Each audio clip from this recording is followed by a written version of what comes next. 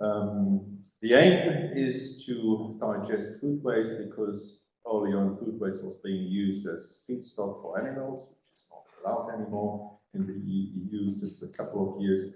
So you have to treat it, and the aim is to get the residue out, which you can then later on use as a fertilizer in agriculture. This is the principle of the flow chart. You see, we've got a solid waste bunker, we've got a deep packing machine, that's basically a hammer mill type of thing, which is crushing the material and by centrifugal forces separating the lighter fractions from the heavier fractions. Then you've got also two storage facilities for liquids, basically liquids. They all go via a mixing tank into the hydrolysis. And then we've got the need for pasteurization unit, 70 degrees for 1 hour, with a heat recovery unit, so you get some of the heat being recovered before it goes into the central fermentation tank. Then we have, due to the hammer mill, we have fine particles in the residue material which we want to take out. And that's being done by a separation unit to take the impurities out before the residue goes into the storage tank. It's taken away as it goes. The energy content from the biogas is being used in a CHP plant, more or less conventional reciprocating stroke engine, producing electricity for one thing, as you can imagine, and the other thing is heat, because the plant was located on a facility which is connected to a district heating. So that's rather nice for a high energy efficiency. The typical biogas composition will have something between 45 to 65% methane, depending on the feedstock. The second major constituent is carbon dioxide, 30 to 50%. And then if you do it for food waste, for example, you quite often have high sulfur content sulfates, and they might be toxic because you've got hydrogen sulfate, which is fairly dangerous. And maybe if you've got it in high concentration, also explosive. Ammonia is a nuisance as well, so you don't want to have too much of the proteins of the food, too much ammonia. If you have the biogas being produced, you can use it either on site, so you've got a little CHP plant on site, whether that be a gas turbine or some other devices, it's up to you. But you can also have a remote system. This is only advantageous if you have full use of the energy on site. So if you might have the need for heat or for heat on in a remote location, then you might have a remote CHP plant with a micro gas line leading to the plant. Another idea in Germany currently is preparing the gas and feeding it into the national gas grid. You can imagine the amount of preparation is quite much higher, rather using it in the CHP plant. Gas treatment for mobility is another idea, and it's being done, I think, in Berlin. A big plant in Berlin is being used to drive the lorries. So if you look at the pros and cons of the different systems, CHP plant on site, fairly reliable technique, but it requires heat demand on site if you want to be more efficient. Gas removal is quite easy. Gas treatment technology is well proven, cooling and biological desulfurization, for example, and the gas pressure which is needed for the CHP plant is fairly low as well. If you go to a remote heat CHP plant, then of course the investment is high. You need a gas pipe going to the CHP plant. You will have to have a slightly different pressure, a higher pressure, of course, to transport the gas to your remote CHP plant. More difficult is gas delivery to the national gas grid. You can imagine you have to bring the gas up to the standard of the gas grid, so you have to remove H2O, CO2 completely, H2S, and you have to have quite significant gas pressure to get into the gas grid, up to 70 bar maybe. And if you go for mobility reasons, then you can imagine the gas pressure even is much higher, up to 200 bars. And then the overall consideration of the energy balance, that is not always very advantageous. Okay, let's help through a few technologies. I think you're all familiar with the internal combustion engine, spark ignition engine, diesel type of thing. Priority is basically producing electricity. We've seen the slides from the colleague from Lübeck early on. He had an electrical efficiency of almost 42%, so that's quite good. Thermal efficiency is also 40 to 50%. So, but priority will probably be producing electricity rather than producing heat. The fuel requirements in terms of the biogas, you have to cool it a little down, you have to have the right pressure, moisture content, also the calorific value has to be right. The hydrogen sulfide has to be reduced, and most of all the silicon which you might have in the biogas, which will harm the engine. So you have to make sure that there's some sort of activated carbon filter in front of the machine, not to disturb the operation of the engine.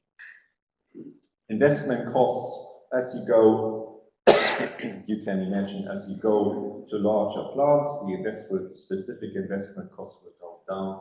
We have machineries which go even further than 2 megawatts, they go up to 5 megawatts, for example, but typical numbers you find here. So as you go to 2 megawatts, for example, the specific euros per kilowatt installed electricity will drop significantly.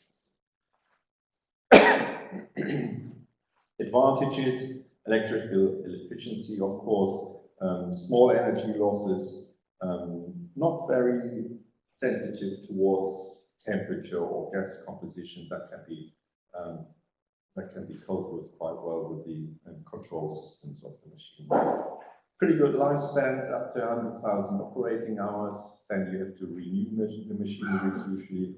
They have good part load behavior as low as 50%. So depending on your gas storage facility, you can compensate and account for any fluctuations in need of electricity on the premises of the wastewater treatment process. But you see down here, of course, because you burn the gas, you have gas emissions, which you might not have with one of the other systems. Okay, gas turbines, they come from very small ones, what we call micro gas turbines, to very, very big ones, which will fit in this room. So, but for the application of the biogas, you will most likely have sort of a micro gas turbine, so a fairly small facility, which, as you see in here, runs at very, very high speeds. So the rotational speed is very high. However, it is a sort of a more conventional thermal process. You burn the biogas in a combustion chamber. You have a compressor, you have a combustion chamber, and then you have the turbine, the expansion machine, which then expands the compressed hot flue gases. And you have on the same shaft, you have the compressing unit as well as the generator unit to drive the generator and create your electricity. Micro gas turbines, as we know them and we have applied them, are up to 300 kilowatts, something like that. As I said, you can go on if you've got more gas available. Energy efficiency is a bit less, so in this case we would say priority one would be generating heat. If you have a need for more heat and look less at the efficiency of electricity, then you might tend to have a gas turbine. Same idea again. Requirements for the biogas: temperatures, calorific value, gas composition, moisture content, and again, watch out for the silicon because the machines, they don't like it. Investment cost, as you see, we don't have such a nice graph, but as you see, compare it with the other numbers, it's going up significantly. So the specific investment cost related to the electricity produced is up to 4,000 euros per kilowatt hour. They are quite good in terms of heat recovery. So as I said, they don't produce too much electricity, but you can use the heat. They run at very high temperatures. They are quite good at part load behavior. The lifespan of the machines are usually not as good as sort of half of the conventional internal combustion engines, which we know. So up to 50,000 hours, then you have to have more or less a new machine. So the specific investment cost and the operating cost is a bit higher. Fuel cells, that's something fairly new to us. You find sort of a handful of different types of fuel cells, which are quite interesting to look at. Applications are in mobile devices, I would say, in lorries or buses, for example, but also in stationary devices. And we've seen the first fuel cells with different types of fuel being used. We've picked out two completely different types of things because we think they are very interesting.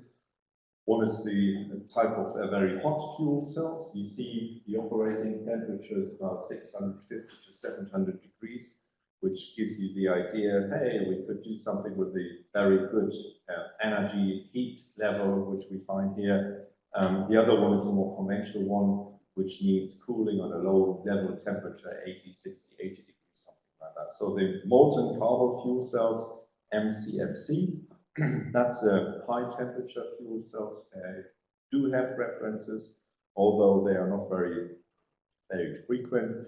And the proton exchange membrane fuel cells, that's a low temperature fuel cells, which is more common. The principle, as you see from this graph, is you have to have hydrogen and oxygen. So you need to have a sort of gas pre-treatment before you end up with hydrogen and oxygen, or the right composition of the two of them. You have a very good high electrical efficiency, much higher as you've seen from the other machines, for example. And of course, the high temperature fuel cell also produces very good heat efficiency. So priority would be if you want to have electricity, then yes, the fuel cell would be quite good. But with the fuel cells, you have to have a preparation of the biogas. So you have to have a reform unit, because in the biogas, as we saw earlier on, you have methane, for example, you have carbon dioxide, you have to crack them, reform them to hydrogen, into carbon monoxide, for example, and then convert the fuel into these constituents before it goes into the fuel cell. So the requirements, methane content up to 90% for the PEMFC fuel cells, whereas the other one is happy with about 65%. The lower heating values is CB, larger than 9, of course. With the first one, carbon dioxide requirements, no requirements for the hot fuel cells. And as you go on through the other constituents, you can imagine this type of thing is a rather expensive one. As you see from this number, 70,000 euros per kilowatt. That's quite a number. So that's the sort of the upper range of the, I would say, the upper range of the conversion technologies. High electrical efficiency. There's no limit to what we call the Carnot cycle, as we know from the internal combustion engine. Very good part load behavior. There's not a lot of reference situation yet. As I said, there are quite a few fuel cells. They are smaller units, but we're all waiting for more reference plants to show up. Lifespan is a bit less currently. Of course, it will improve as we have a development in the technology, and the investment cost, well, as it always is, if you want to buy a Tesla these days, you know, it just costs a little bit more than a Volkswagen. Who wants to buy a Volkswagen these days anyway? Okay, organic ranking cycle is more or less an add-on system. Organic ranking cycle doesn't use biogas itself. It sort of sits on top of some sort of thermal process where you have, for example, a boiler and an incinerating unit, which uses, for example, biogas, and then you have a boiling system, and the boiler uses an organic working fluid, which is run in a cycle. The electrical efficiency, there was a slide earlier on, 20%. Well, we will say 20% is a very hopeful efficiency. We would say it's a bit less than 20% electrical efficiency. But if you have a sort of a residue heat in your installation, it's always worthwhile looking at it, as I said, and out on to produce more electricity. Temperature ranges larger than 150 degrees. The requirement for the heat transfer, it's an oil-water mixture. The organic Rankine cycle uses different types of media, so you have to make sure that these types of things are available. The advantage if you have an organic Rankine cycle is it's not a high-pressure cycle, so in terms of operating regulations, it's a bit more easy. Different kinds of working fluid. And again, it's not an easy-to-buy thing, so you have to have quite a good budget because it's at the upper end of the range, I would say. 120,000 working hours. There are installations that some of them are quite large, actually going up into the megawatt range, and these machines are large. So compared to the output, I would say it's a rather large machine in terms of, you can imagine, because you have a low heat level and you want to make some electricity out of it, so you need a large machine rather than the internal combustion engine, which is compared to it rather small. Low electrical efficiency, organic working fluid, you might have water pollution, so you have to take precautions against leakages, for example. Okay, some conclusions. If you have a biogas, for example, with a methane content of 45 to 65%, here you see, skip the organic Rankine, but here you see combustion engines, gas turbine, fuel cells. Where can you apply the different technologies? Here we've got the H2S content for the requirements from the different machineries. Combustion engine can cope with quite high numbers, whereas the fuel cell, as I said, you have to have a reforming pre-treatment unit. You have to have good quality gas to go into a fuel cell. Energy efficiency, depending what you want, whether you want to have electricity or heat, you choose a different technology, and of course, depending on your budget as well, because if you haven't got the budget, you can't afford a fuel cell at the moment. So just wait a couple of years and they will drop in prices. Just to sum up, so electricity-orientated operation, internal combustion engines, fuel cells, heat-orientated, maybe a gas turbine, microgas turbine, and if you have residue heat on the premises, you might look for an organic Rankine cycle. That's it. Thanks very much.